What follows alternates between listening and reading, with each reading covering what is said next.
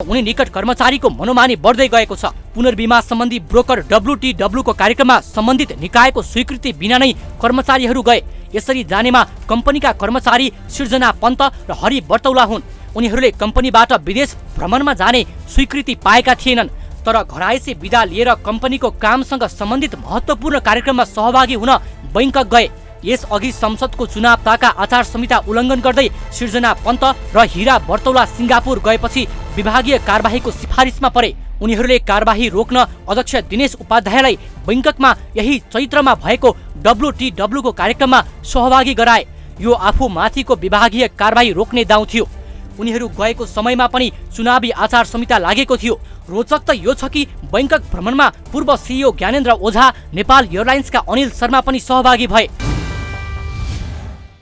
सहकारीमा सञ्चालकहरू हालिमुहाली भई आर्थिक स्रोतको दोहन गर्दाको परिणामलाई श्रृङ्खलाबद्ध तरिकाले प्रस्तुत गर्दै जानेछौँ। आज अर्को प्रसङ्गमा देशमा नातावाद कृपावादले सार्वजनिक संस्थाहरूमा व्यथित र विसङ्गति बढिरहेको तर्फ यहाँहरूलाई लग्दैछौँ। देशमा नातावाद र कृपावाद कुन हदमा बढेको छ भन्ने राष्ट्रिय बीमा कम्पनी लिमिटेडको अध्यक्षको नियुक्तिबाट बुझ्न सकिन्छ। नेपाली काङ्ग्रेसकी सहमहामन्त्री डिना उपाध्यायका पति दिनेश उपाध्यायलाई 6 महिना अघि गरिएको नियुक्तिले कम्पनीमा एकपछि अर्को समस्याहरू आउन थालेका छन्।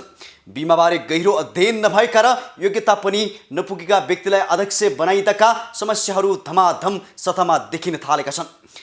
कम्पनीले एकपछि अर्को बिजनेस गुमाइरहेको छ भने कर्मचारीहरू घर बिदा भन्दै पुनर्बिमा ब्रोकर कम्पनीको कार्यक्रममा विदेश सयर गर्न थालेका छन्।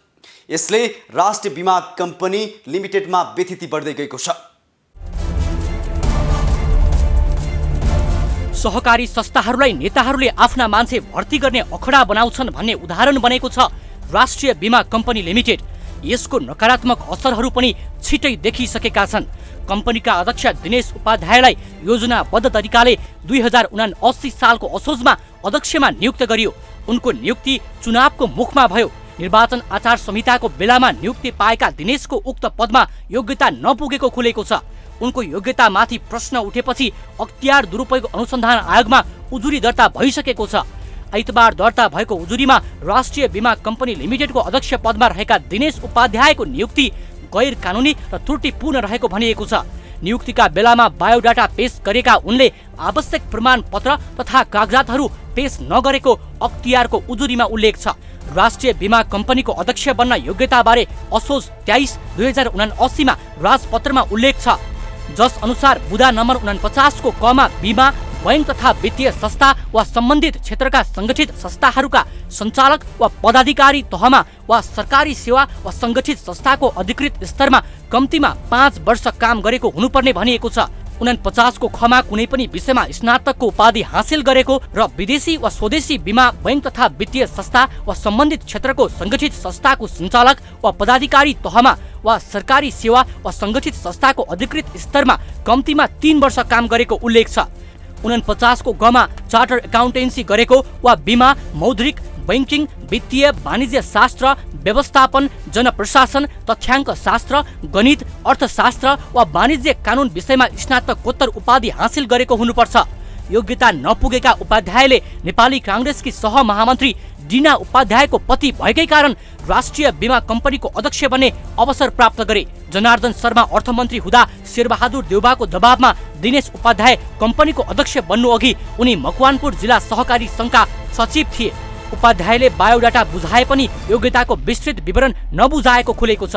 बीमाबारे ज्ञान नभएका र योग्यता नपुगी नियुक्ति पाएका उपाध्यायका कारण राष्ट्रिय बीमा कम्पनीले महत्त्वपूर्ण कामहरू गुमाइरहेको छ, जसमध्ये नेपाली सेनाको फास्ट ट्र्याकको बीमा पनि हो। बीमाको अनुभव नभएकालाई पहुँचको बलमा अध्यक्ष बनाउँदाको नोक्सानी राष्ट्रिय बीमा कम्पनीले भोगिरहेको छ। राष्ट्रिय बीमा कम्पनीमा अध्यक्ष र उनी निकट कर्मचारीको मनोमानी बढ्दै गएको छ। पुनर्बिमा सम्बन्धी ब्रोकर WTW को कार्यक्रममा सम्बन्धित निकायको स्वीकृति बिना नै कर्मचारीहरू गए। यसरी जानेमा कम्पनीका कर्मचारी सृजना पन्त र हरि बर्तौला हुन्। उनीहरूले कम्पनीबाट विदेश भ्रमणमा जाने स्वीकृति पाएका थिएनन्, तर घरायसी बिदा लिएर कम्पनीको कामसँग सम्बन्धित महत्त्वपूर्ण कार्यक्रममा सहभागी हुन बैंकक गए। यसअघि संसदको चुनाव ताका आचार संहिता उल्लङ्घन गर्दै सृजना पन्त र हिरा बर्तौला सिङ्गापुर गएपछि विभागीय कारबाहीको सिफारिसमा परे। उनीहरूले कारबाही रोक्न अध्यक्ष दिनेश उपाध्यायलाई बैङ्ककमा यही चैत्रमा भएको WTW को कार्यक्रममा सहभागी गराए। यो आफूमाथिको विभागीय कारबाही रोक्ने दाउ थियो। उनीहरू गएको समयमा पनि चुनावी आचार संहिता लागेको थियो। रोचक त यो छ कि बैङ्कक भ्रमणमा पूर्व CEO ज्ञानेन्द्र ओझा, नेपाल एयरलाइन्सका अनिल शर्मा पनि सहभागी भए। राष्ट्रिय बीमा कम्पनीको कुनै पदमा नरहेका ओझा बीमा ब्रोकर कम्पनी WTW को कार्यक्रममा कसरी पुगे? यसभित्र ठूलो आर्थिक स्वार्थ लुकेको छ। नेपाल एयरलाइन्ससँग उक्त कम्पनीको बीमा रहेको छ, तर बीमा सम्झौता टुङ्ग्याउने तयारी भएपछि राष्ट्रिय बीमा कम्पनी र नेपाल एयरलाइन्सको संगठित समूह नै बिजनेस क्लासमा बैङ्कक पुगे, जसमा राष्ट्रिय बीमा कम्पनीबाट बिदा भइसकेका अर्थ मन्त्रालयका कर्मचारी ज्ञानेन्द्र ओझा पुगे। उनलाई WTW को कार्यक्रममा सहभागी हुन अर्थ मन्त्रालयले कसरी स्वीकृति दियो? के हेरेर बसे अर्थ मन्त्रालयका सचिव तोयम राय र सहसचिव झक्क प्रसाद आचार्य? अर्कोतर्फ बैङ्कक भ्रमणमा ठूलै आर्थिक स्वार्थ लुकेको देखिन्छ। यसकारण अध्यक्ष दिनेश उपाध्यायले पूर्व CEO ज्ञानेन्द्र ओझालाई निकै विश्वास गरेको देखिन्छ। यसभित्र वर्तमान CEO शेखर बराललाई असफल बनाउने योजनाहरू खुल्दै गएका छन्। सिङ्गापुर भ्रमणमा विभागीय कारबाहीको सिफारिसमा परेकाहरूले बैङ्कक भ्रमण गराएर दिनेश उपाध्यायलाई प्रभावित पारे। रोचक त यो छ कि दिनेश उपाध्यायको योग्यतामाथि प्रश्न उठ्दै गर्दा उनी अध्यक्ष रहने मानव संसाधनले 70 कर्मचारीको पद पूर्तिको विज्ञापन नै खोलेको छ।